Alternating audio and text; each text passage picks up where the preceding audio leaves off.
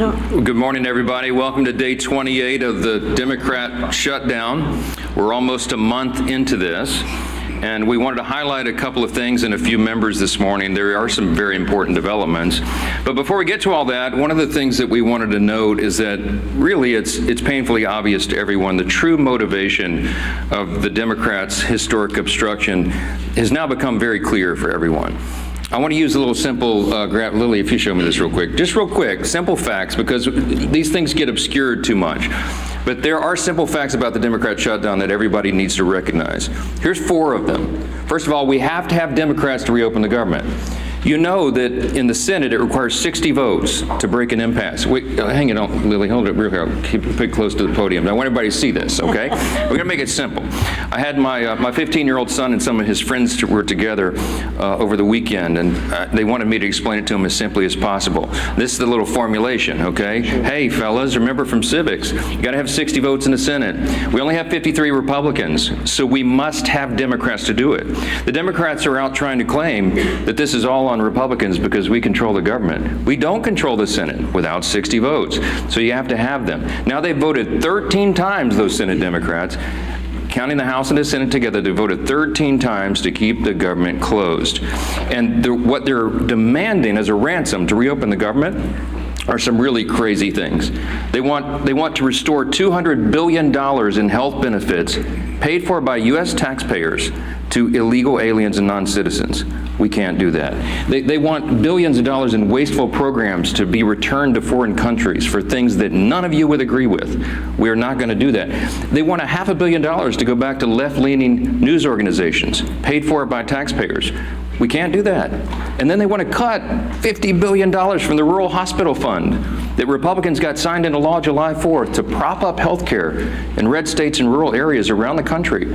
It's too important, but they want to take that away. They know that we can't do it. And now that they've begun to admit what this is all about, thanks, Lee, put it on the thing there.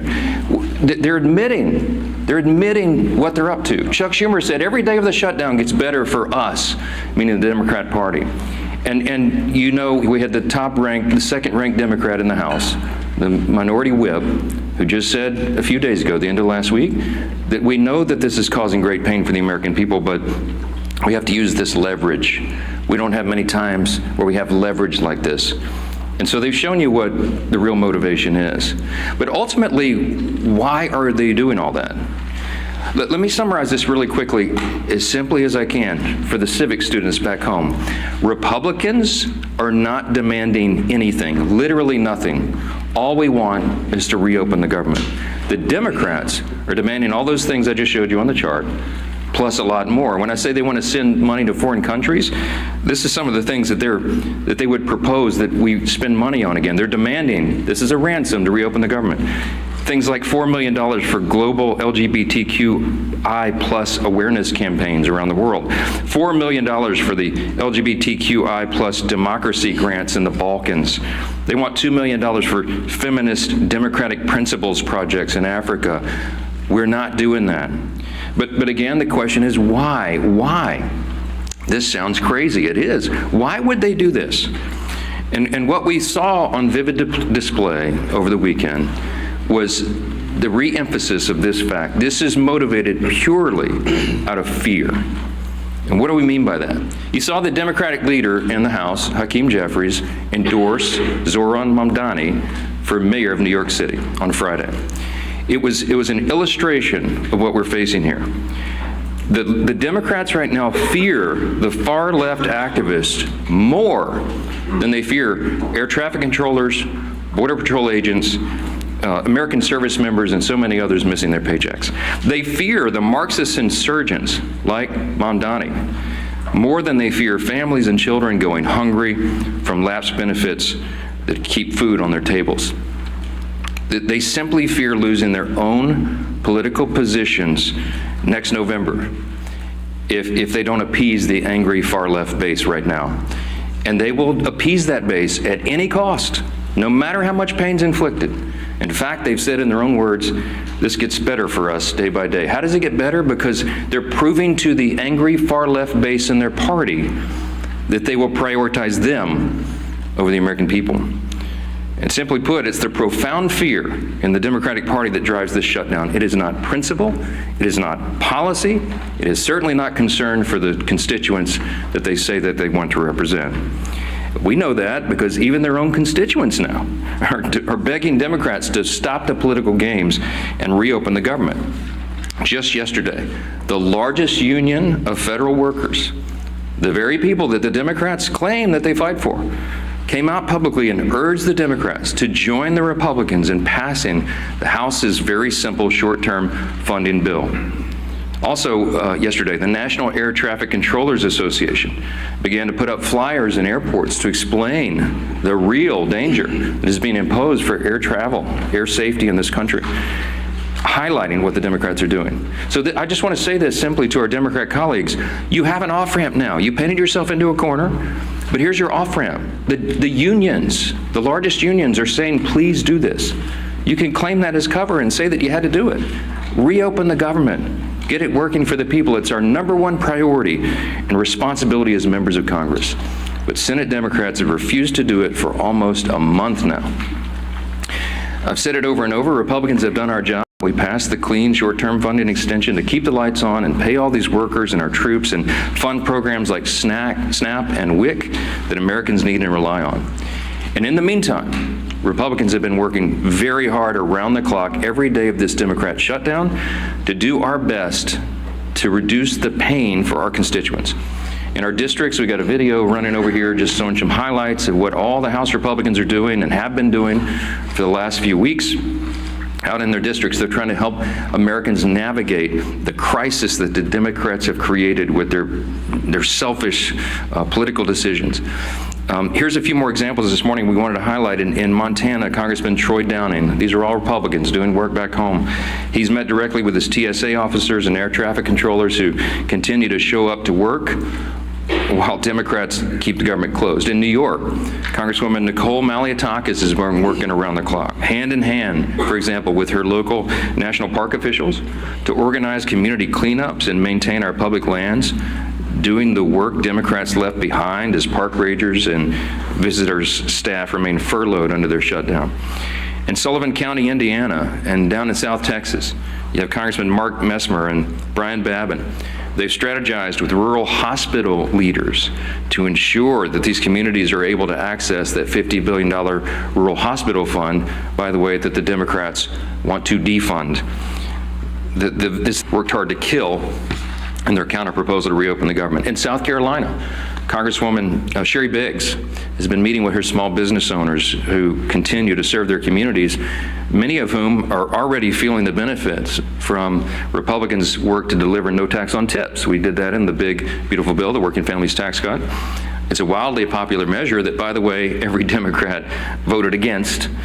In Oregon, Congressman Cliff Bentz is meeting with his air traffic officials as they wait on Democrats to reopen the government and deliver the federal funds they need to expand that region's critical air travel infrastructure. And here in Washington, the work has gone on in earnest as well. People keep commenting to me, you look so tired on TV. I am so tired because we're not sleeping a lot. We're working overtime. Here in Washington, our House committees have continued to conference together and do all the work we can to ensure legislation is ready for the floor for action as soon as we get back to legislative session. The House also continues to carry out its essential oversight duties, and you'll be reporting on this all day, but the Oversight Chairman James Comer released a blockbuster report now on the Biden auto pen presidency. And this report includes 47 hours worth of transcripts and testimony revealing that every executive action signed by the auto pen without written authorization from President Biden should be voided.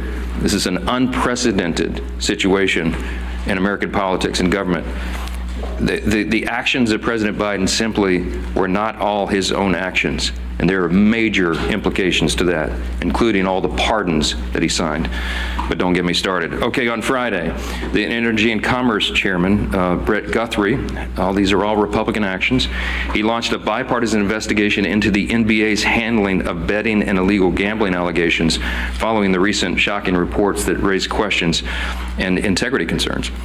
And as we covered last week, the House Oversight Committee also delivered its third batch of files from the Epstein investigation, now totaling 43,000 pages and documents, pieces of evidence, including personal flight logs, financial ledgers, daily calendars, and diaries of Epstein himself. Republicans are here in Washington, and we're out in our district, fanned out across the country, doing good work on behalf of the people we serve and represent. And what are the Democrats doing? You've seen it. They're posting TikTok videos. They're bragging about using the American people's pain as their political leverage. And House Republicans are taking this day by day, just like the rest of the country. We have our House Republicans on a 48-hour return notice so they can get back, understanding that some flights may well be delayed. But to get everybody back here as soon as possible, as soon as the Democrats decide to do the right thing and reopen the government, we will get back to immediate and urgent and necessary business on the House floor itself. We're anxious to get back to that, but we cannot have a regular legislative session until the Democrats do their most basic responsibility to reopen the government and get this moving again. So today we're fortunate to be joined by several of our good friends and colleagues here, all members of the Republican Study Committee, and the chairman of that committee, the largest caucus of conservatives in Congress, is Representative August Pfluger from Texas, and we're glad to have him as well. He's going to share a little bit about the reckless decision of the Democrats and what that means for military readiness and families all across this country. We are so grateful for these great members and their leadership. August will reference who's here, and then we'll take some questions. So, Chairman Pfluger. Thank you, Speaker. Sure. Speaker, you're doing a great job, and I think we all know that today's Democrat Party is not the party of JFK, who once famously said, "Ask not what your country can do for you, but what you can do for your country." Instead, today, Democrats under Schumer and Clark and Mondami are saying, "Ask not what you can do for your country, but who you can leverage for your radical agenda." Ask not what you can do for your country, but who you can leverage for your radical agenda. I'm August Pfluger. I'm chairman of the Republican Study Committee. We have some great members, including Burgess Owens, Stephanie Bice, Harriet Hageman, and Craig Goldman, who are with me. And, you know, it's really sad to think about what Catherine Clark said last week. She said, of course, there will be families that are going to suffer, but this is one of the few leverage times we have. My colleagues stand for families. The Republican Party stands for families because we believe, we know that our greatest asset in this country is the American family, that our country rests on the shoulders of families, that the Republican Party will always advocate for families, that we will look up for families, that we will legislate to prosper families. And instead, the family is only a point of leverage for our Democrat colleagues. How sad is that? You know, I'm thinking about military families right now. I'm thinking about that soldier who is deployed around the globe to keep our country safe, to push back against a threat. And I'm thinking about that phone call that soldier probably received this year, this month, in the last couple of days, asking whether or not they're going to get a paycheck, talking about the new baby at home, trying to figure out if they're going to be able to pay their rent or even buy some groceries or put gas in the car. I was there. I'm a veteran. I've been serving on active duty when shutdowns happened. This is a very stressful time for military families. And commanders right now, instead of being focused on the mission, instead of being focused on the threat, instead of being focused on the training and the exercises that keep our readiness and our lethality at the highest possible levels, now they're focusing all of their attention on making sure that their families of their subordinates, their soldiers and their airmen, their Marines, their sailors, are taken care of, that they actually have the resources. And we have members of the Republican Party who are in our communities right now convening groups of community leaders and banks, food banks, and other resources. Because Schumer has chosen not to pay them, now communities are having to take up with 0% interest bridge loans. Now communities are having to defer those mortgage payments and those car payments. So where the Democrat Party is failing, our communities are succeeding because they know that the right thing to do is to fund and help in this time of need. You know, the enemy has not shut down. Our enemies around the world want us to be divided. I'm calling on my colleagues on the other side of the aisle who served in the military to do the right thing. We were there. We were there when Joe Biden and Nancy Pelosi put CRs on the floor, and guess what? We did the right thing. Multiple times we did the right thing. Where are my Democrat colleagues who served in uniform to stand up and rise above petty politics, to do the right thing? Have you not gone home to your districts to hear from your military communities, from your federal workers? Have you not listened to your local communities telling you to stop the nonsense? No. You know what? They're not there. They're in New York City campaigning for Mondami. Maybe they've orchestrated this so that they had the time to go campaign for an outright socialist. Maybe this was orchestrated so they could go do that. No, this isn't the party of JFK anymore. This is the party of Schumer and Mondami, the party that bows to the radical left. I hope that everybody can see the split screen of what's happening in this country.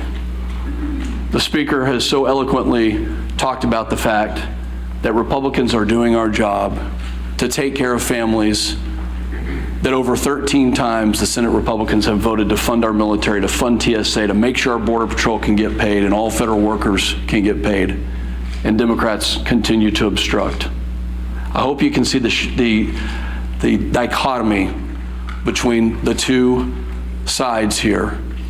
And I'm calling on Democrat members, especially those who served in the military, to do the right thing and to stop the nonsense. With that, I hand it over to my good friend, our leader, Mr. Steve Scalise.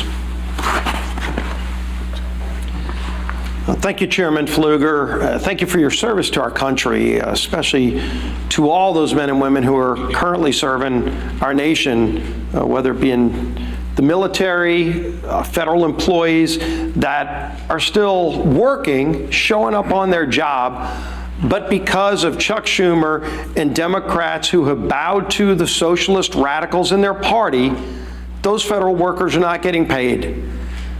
We've talked up here for weeks now about some of those hardships, how it's going to affect people, and ultimately now how it is affecting people.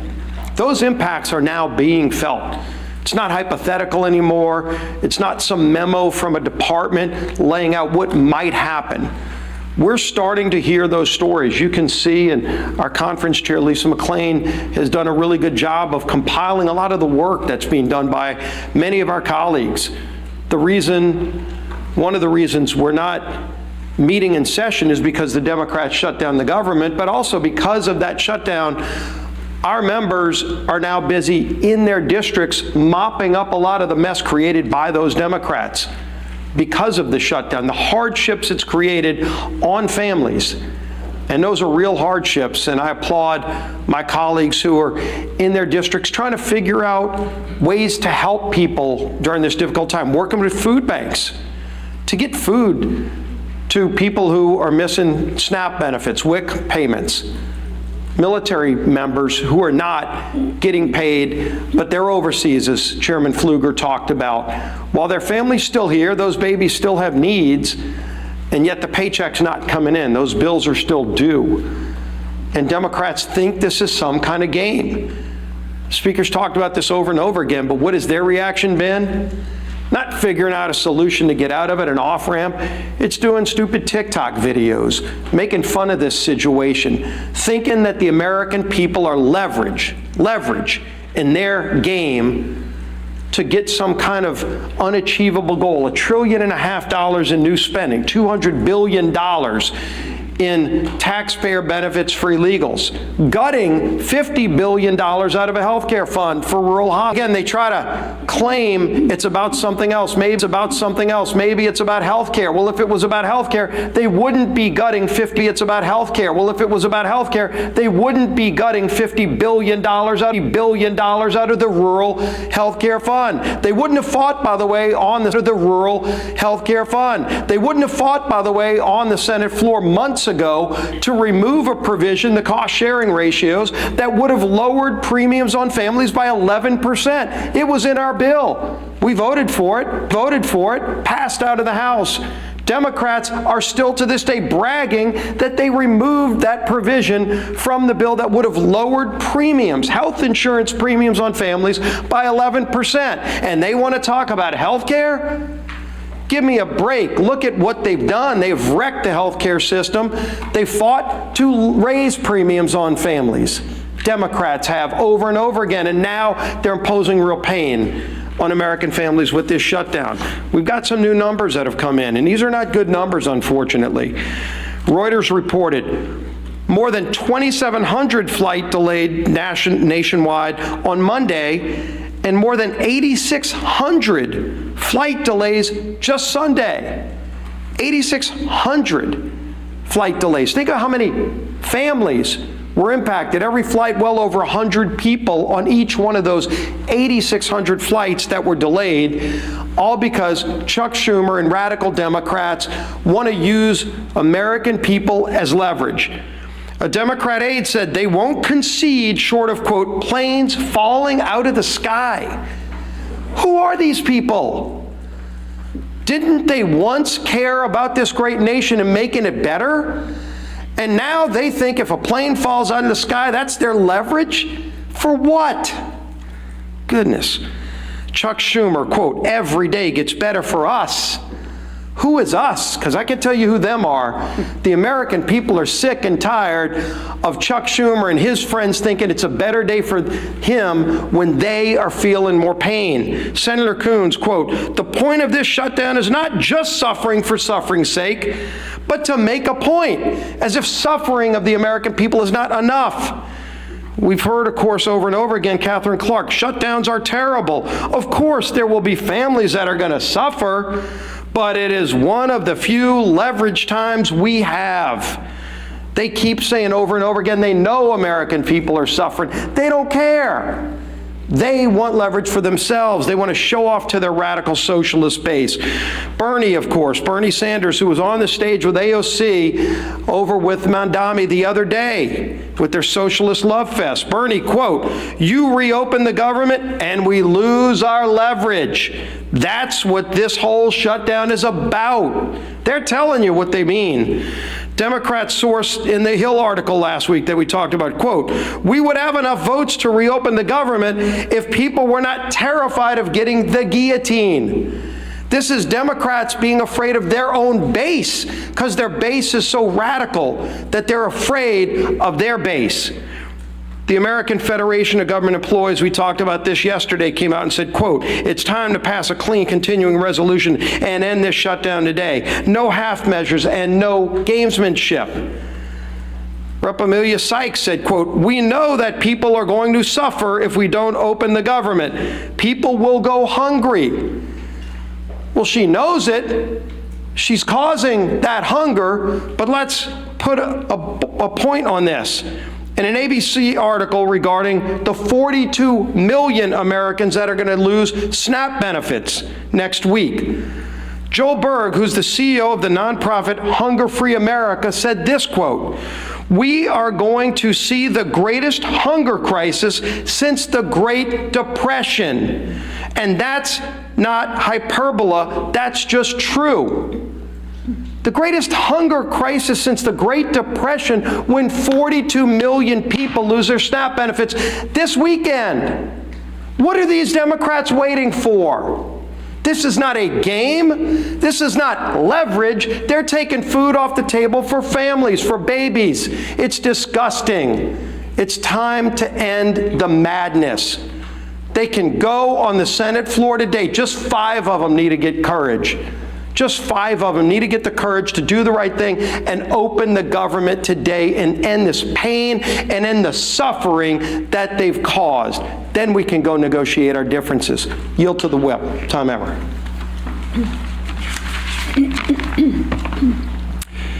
As has been mentioned, yesterday, the largest federal workers union in the country, they represent 820,000 federal workers, released a statement calling on Democrats to stop playing political games, pass our clean CR, and reopen the government. What was Chuck Schumer's response? Silence. Crickets. He declined to comment. Meanwhile, millions of federal workers are reevaluating how to make ends meet. Air traffic controllers missed their first full paycheck today. Some are turning to food banks, as we've discussed, in order to feed their families. Here is what one Democrat and retired federal worker had to say about the current state of play. Quote, "The Democrats are the ones that actually, in the Senate side, shut down the government. So they have to get together and stop holding Americans hostage. We're about to have people without food, and that's ridiculous. It's not worth it." Remember, that's coming from a Democrat and retired federal worker. Since Chuck Schumer and company won't listen to us, maybe they'll start listening to members of their own party. Enough is enough. You're playing politics with people's lives, and as Leader Scalise and the Speaker have reminded us, for what? So that you can appease the radical, pro-terrorist wing of your party, so that you can fundraise off of picking a fight with President Trump. It's not worth it. In fact, it's despicable and downright wrong. There's a nonpartisan government funding bill waiting in the Senate to be sent to President Trump's desk immediately. It will come to the floor for a vote for the 13th time this morning. Put an end to the madness, do the right and reasonable thing that you did back in March, by the way, and vote yes on our clean CR. Instead of complaining about a new White House ballroom, how about you try doing your actual job and reopen the government for the people you were elected to serve? Our conference chair. Thank you and good morning, everyone. And I first want to extend a thank you to the RSC chair and the members of the RSC who are here today. And thank you for all the work that you've been doing in the district. I know we appreciate it, and more importantly, I know your constituents appreciate it.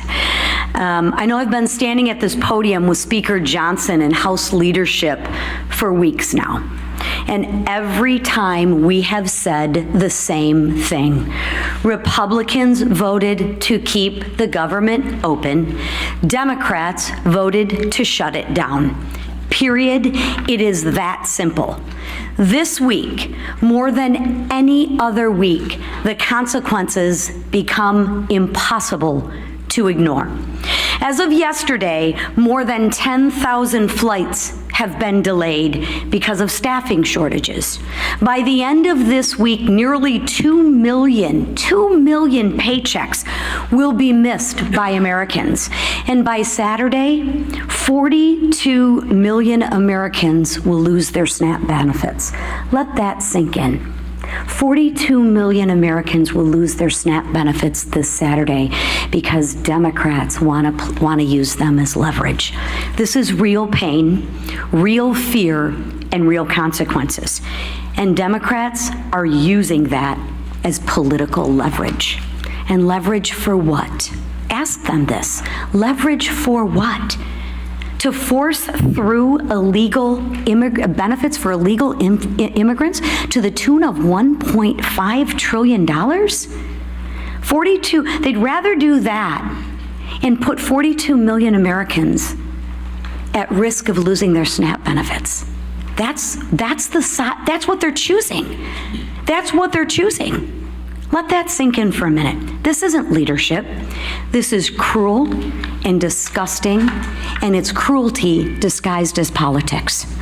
Even the president of the largest federal workers union, and I don't know if you noticed that, but he doesn't exactly always cheer for Republicans, but this gentleman is actually begging the Democrats to do the right thing and end the shutdown. While Democrats posture in front of the cameras, Republicans are actually out in their districts working. Just take a look at the video that we've been playing all morning, right? Don't let the facts get in the way of the good story. Republicans, like the colleagues you see behind me, have been in their district working for the American people who are suffering from this Democratic Schumer-led shutdown.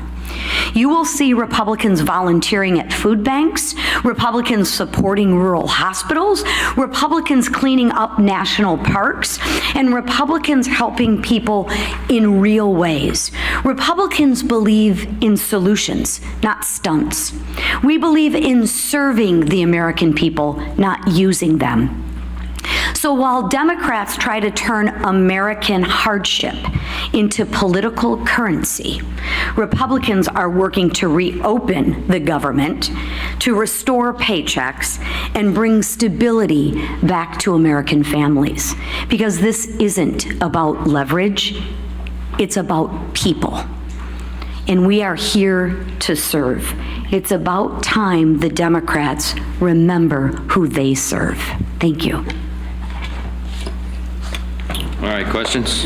Go ahead, first. Go ahead. Earlier this week, President Trump floated running for president again in 2028. Are you comfortable with those comments? And you're a constitutional lawyer. Would that violate? Well, there is the 22nd Amendment. I spoke with the president about an hour ago. It's late in the evening in Japan. He's working around the clock, serving the American people. He doesn't stop. Talk about someone who works around the clock. And as Chairman Pfluger mentioned a moment ago, and as we've reiterated in here so many times, you're looking at the split screen because under President Trump, the Republican Party has delivered. I mean, you're talking about reducing taxes, reducing regulations, cutting fraud, waste, and abuse, ended the border crisis, ending the crime crisis, resolving conflicts, wars around the globe, and working on these amazing trade agreements.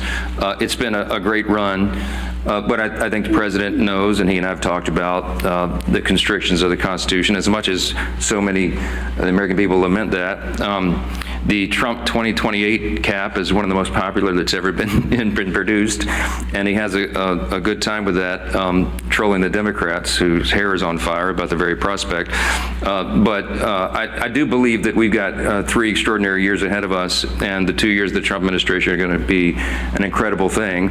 And I don't see a way to amend the Constitution because it takes about 10 years to do that, as you all know, to allow all the states to ratify what 2/3 of the House and 3/4 of the states would approve. So I don't see the path for that, but I can tell you that we are not going to take our foot off the gas pedal. We're going to deliver for the American people, and we've got a great run ahead of us. We'll have 4 strong years. Yes, second round. The White House was able to find funding for the military, for WIC, for farmers. Should the White House now be able to find some funding for the SNAP program if they've done it for all these other ones? They certainly tried. I mean, one of the reasons that this shutdown has not yet been as painful as it might otherwise have been is because the president is bent over backwards, the administration. Think of it this way. The White House, the executive branch in a shutdown, has a large control panel full of dials. Under the Obama administration, they turned those dials, the pain dials, to 10 immediately. You remember it was so egregious to us. Speaking of our veterans, I mean, they put yellow crime tape around the World War II memorial so that people who'd served their country could not go visit the memorial. They wanted it to hurt. The Democrats have shown, and they've said in their own words, this is leverage. It gets better for them every day. They don't mind inflicting pain on the American people if they can somehow get some sort of political points out of it. The Republican Party is the opposite, and President Trump has proven that. Every day of this shutdown, he has tried to move funds around to find unobligated funds to cover the bases, to get the troops paid in the middle of October, and to make sure that WIC funding is not resolved. You know how he's getting women, infants, and children funding done? They did some very creative legal research I've quite admired. They found a statute in the 1930s that they could use to say that some of the tariff revenue could be used to cover nutrition because so much of that was transported over the border. So they've done some creative, amazing things to mitigate, to lessen the pain as much as possible. We've been out all over the country, all these Republicans Republicans. I mean, Craig Goldman flew in here to do this press conference with us, but he's been in Texas serving his constituents. Stephanie Bice been in Oklahoma. Harriet Hageman's been out west. You got Burgess Owens out in Utah. They've been serving their constituents, and August Pfluger, but they came in to help us articulate what's going on. All that effort has mitigated the pain, but we're running out of the resources. We want to fund SNAP, but they did the legal research and they could not find a 1930s era statute to bootstrap that one. The contingency fund was approved by Congress, and when the Democrats voted against the CR, they voted against the ability of us to use that money. And so 42 million people are going to suffer because they're playing political games. There's nothing, the White House has run out of it. They have all the pain dials turned back to just a 0 or a 1 as best they can. But when you're out of resources, they go all the way up. And it's out of their hands. It's out of our hands. And that's why we're so frustrated. You don't see the happy warrior Steve Scalise pound the podium very often. But we're angry about this. We're frustrated. We should be, because it's wrong for the people. And all you should be angry about it as well. And I know many of you are. Yeah, right. What's your reaction to yesterday's purge of senior ICE officials from field offices around the country? Are you worried that that's going to result in less experienced leadership at ICE? And again, when is it time for Congress to do some oversight? I don't know any of the details of that yet. I just heard about that literally. I was walking in, so I'm not going to comment on it until I find out the details. I know some of these things get misportrayed. Yeah, back row. Yeah. On the auto pen investigation and the Oversight Committee's report that was released this morning, some Senate Republicans have suggested that perhaps there isn't a legal avenue to void the pardons that were signed by by the auto pen, these executive authorities. Do you think that there is a legal avenue? That's what the investigation concluded, that any of those executive actions that were signed by the auto pen and the Biden administration should be void. Do you think that's possible? Nothing this incredible and insane has happened before. This was not something that the forefathers anticipated. It's unprecedented. There is no legal precedent because no previous president had an auto pen or had the audacity to have people signing things on their behalf when they didn't even know what was in it. And so we're in uncharted waters as a nation. As we say up here all the time, we're so tired of making history. I just want normal times, normal Congress again. But the Biden administration was unprecedented in so many ways, and the president was checked out of his job for quite some time, and everybody knows it. And there was a cover-up. The people around him who were they would give him scripts to follow. They would point him literally in the direction, stand here, sir, wave like this. And he didn't know what he was signing. So there's all sorts of just incredible implications. It sounds like a terrible novel or something, but this is reality. And so the pardons, for example, he pardoned categories of violent criminals and turned them loose on the streets. And he didn't even know he didn't even know what the categories were, apparently, much less the individual people that he pardoned. They're invalid on their face. I mean, I used to be a constitutional law litigator. I would love to take this case and go into the courts and make that law to set the precedent. You can't allow a president to check out and have unelected, unaccountable, faceless people making massive decisions for the country. Think of the executive orders that were signed with the auto pen. When he paused LNG exports, liquefied natural gas, to our European allies around the world, I confronted him about it, by the way, the one meeting they allowed me to have with him as Speaker in the Oval, and he looked at me as if it hadn't happened, and he said, I didn't do that, and it occurred to me he wasn't lying. He honestly didn't know. Do you know what the implications of pausing LNG exports were around the world? It made all of our European allies had to buy their natural gas from Vladimir Putin, which fueled his war machine, to go, conduct his war on Ukraine. It destabilized our energy sector, and it had us step back 3 or 4 steps of energy dominance around the world. Thankfully, we're back now because we have a commander-in-chief who's fully in command and understands the necessity, energy policy being national security policy. I could go on and on and on in every category. Huge implications. What does it mean for us? How do you unwind it? I don't know, but it will be determined in the courts ultimately. And these are unprecedented cases of first impression, as we say, because it's never been tested before. But man, is it dangerous stuff. Front row. Because you win the boot game today. Go ahead. Your Honor. I'm curious, you guys, a lot of you were talking about the government unions demanding the Democrats reopen the government at this point. Do you think that is building off President Trump's gains with labor unions for the 2024 election? Do you think that this is a sign of a different relationship between House and Senate Republicans and federal government employees? Do you welcome these people in your tent? As of course. Lane said, these are not traditional allies of yours in a lot of... President Trump and the Republican Party achieved some very important historic things in the last election cycle. We had a true demographic shift in the election. We had a record number of Hispanic and Latino voters, for example, who came into the Republican Party, record number of African American black voters, Jewish voters, union workers, young people, you know, demographics that had not traditionally in recent years been with the Republican Party in large numbers. And they came to us not reluctantly, but with hopeful anticipation. Why? Because they wanted a return to common sense, and they saw what the other party had done to them with their terrible policies and their terrible ideas and the radical woke Marxist progressive agenda, and they realized it didn't work for them. So they came to us and they said, can you do better? Well, we did. We have. And we passed the one big beautiful bill, the Working Families Tax Cut, and all of our legislation and everything the president's done with executive orders, fulfilling his promises, are codifying those things and doing the rest of our legislative agenda, which is being held up right now because of this.